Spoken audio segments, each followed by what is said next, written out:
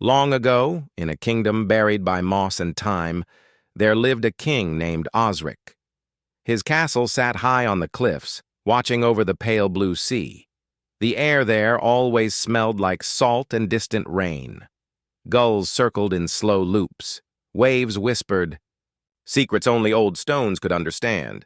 King Osric was not a cruel man, nor was he especially wise.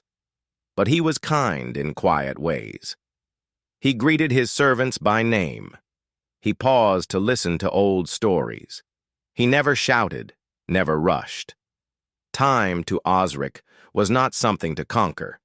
It was something to walk beside. He had no queen, no heir, just a court that thinned with age and a garden he tended himself. Each morning, after his duties were done, Osric would walk among the roses and thyme, his hands behind his back, breathing the still air. The castle had grown silent with the years, and the king liked it that way. But silence, like time, can carry hidden things.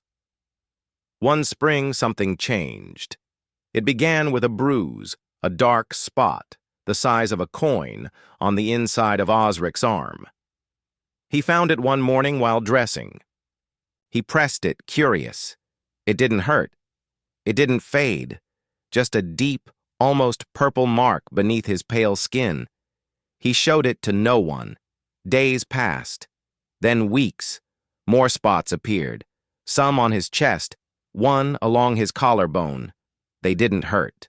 They didn't itch. They simply stayed, quiet, like him.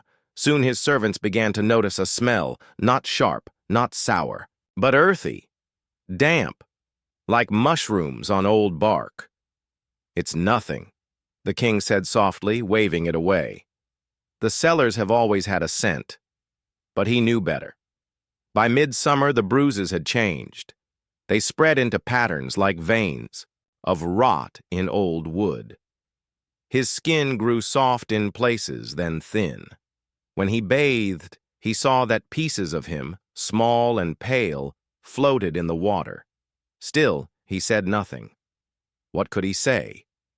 He felt no pain. He ate as he always had. He walked his garden, but he was decaying, slowly, silently. One night he called for his physician, an old man named Marin, who had served the crown for 4 decades. When Marin saw the king unclothed, he paled. Not from fear, but sadness. "My lord," he whispered. Osric gave a gentle smile.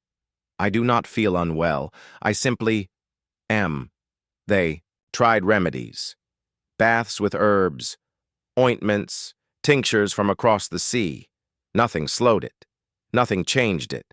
Still, no pain, only time. Osric began wearing gloves, then long robes. He stopped tending the garden. His court rarely saw him. Whispers grew. Some said it was a curse. Others, a punishment from the gods. Some feared a plague. But Marin knew better. He wrote in his journal, "The king remains steady of mind and heart, but his body is yielding to a decay that follows no logic. He is rotting, as if already dead, and yet he lives." Autumn came.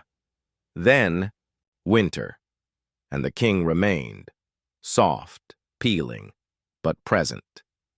He sat by the fire with a book. He listened to the wind whistle through the towers. He hummed old songs to himself. The rot moved slowly now. His fingertips were gone. His lips had curled back, but he still smiled. One evening, as snow tapped softly at the window, Marin sat across from him. "Do you wish it to end?" he asked. Gently, Osric looked out into the falling white. "No," he said. "This is what I've been given." Marin blinked, surprised. "But why, my lord?" Osric's voice was calm, slow. "When I was young, I wanted to be remembered, like all. Kings, statues, songs, stories told in the dark. But I see now. Those things fade. Statues crack. Songs change. Stories are forgotten." He looked at Marin with what remained of his eyes. But what if a man lived so long he became the memory? Merrin didn't speak. The fire popped gently between them. I think, the king said, this is not a curse. It is a keeping. Years passed, and the king lived. His body continued its slow surrender. He no longer walked, he no longer spoke, but he breathed. And he saw. A new generation came to the castle. Young caretakers, children of those who had served before. They were warned of the king. You must be quiet in his halls, Merrin would tell them. And when you see him, do not fear. He is not sick. He is simply still. They cleaned his chamber. They read to him. They trimmed what remained of his hair. They lit candles at dusk and let them burn low through the night. The king never moved, but sometimes the wax tears would trail down the candlesticks and stop, frozen in mid-drip.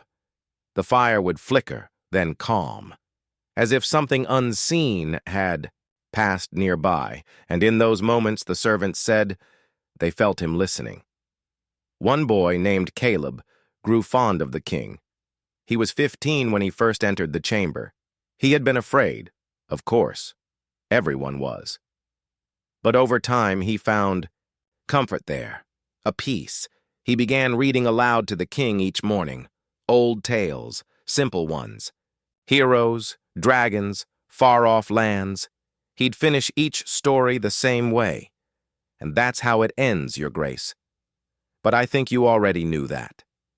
Sometimes, when Caleb looked up, he thought he saw a flicker of light behind the king's ruined eyes. Just for a second. By the time Caleb was 20, Merrin had passed on. The castle had changed, but the king had not. The rot remained, but it did not consume him. It paused like a clock unsure if it should keep ticking. One spring morning, as dew clung to the windows, Caleb brought the king something new. A gift. It was a sapling, small, thin, barely more than a stick with leaves. He placed it on the windowsill beside the bed. I found it in the old garden, Caleb said softly. Still growing. Thought you'd like company. The king did not move, but that night the leaves curled toward the moonlight. Another 10 years passed. Caleb grew older. The sapling became a tree. The king remained.